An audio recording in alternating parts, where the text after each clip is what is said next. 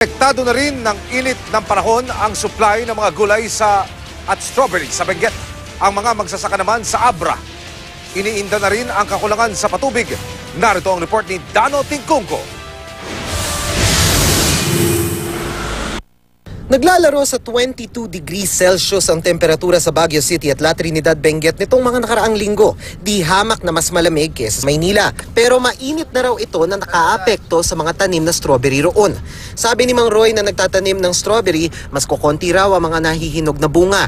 Ang mga bubot o yung mga murang bunga pa lang, nahihinog daw kaagad at mabilis masira. Ngayon nga raw mahigit 10 kilo lang ang naani niya mula sa kadalasan 20 kilo kapag malamig ang panahon. Ang mga turista na pupunta dito, kukulangin sila sa imbis na marami silang kukunin, kukulangin sila. Imbis na gusto nila makapag-pick, wala. Yung iba hindi makapag-pick. Sa ngayon kasi sa napunta na yung maliliit lang pero marami naman nakuha. Ang liliit niya?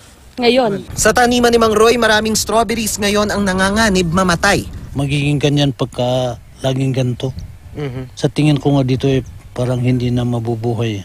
Konektado sa irrigation ang pagdilig ng mga tanim dito sa La Trinidad. Minsan hindi na susunod ang schedule nilang kada makalawang pagdilig dahil kinukulang daw ng tubig. Kahit na sabihin mong didiligin pero kukulangin pa rin yun dahil sa sobrang init. Kaya pagka diniling mo, mabilis na matuyo yung lupa. Kahit ang ilang mga gulay nila, ganito rin ang naging sitwasyon. Ano nangyari dito?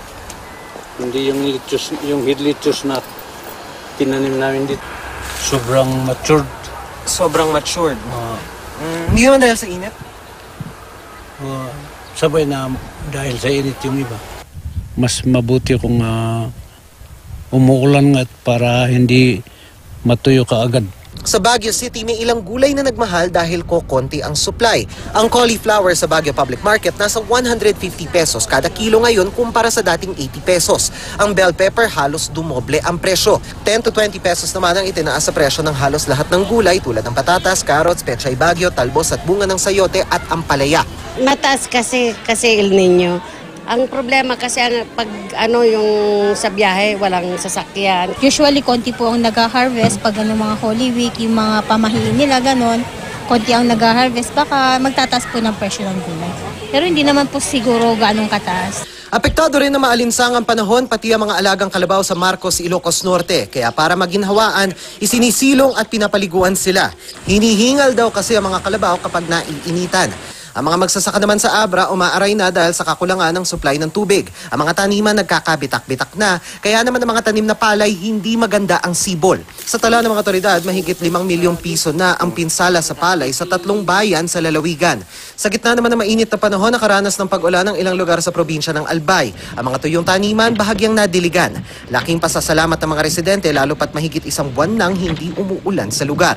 Sa Kidapawan City, malakas na ulan na may kasamang hangin naman ang naranasan. Pero imbes na matuwa, naperwisyo ang ilang magsasaka dahil pinadapa raw ng ulan ang mga tanim nilang puno ng saging. Aanihin pa naman daw sana mga bunga nito sa susunod na linggo. Mahigit 250,000 pesos ang halaga ng napinsalang tanim na saging. Dano Tingkungko, GMA News.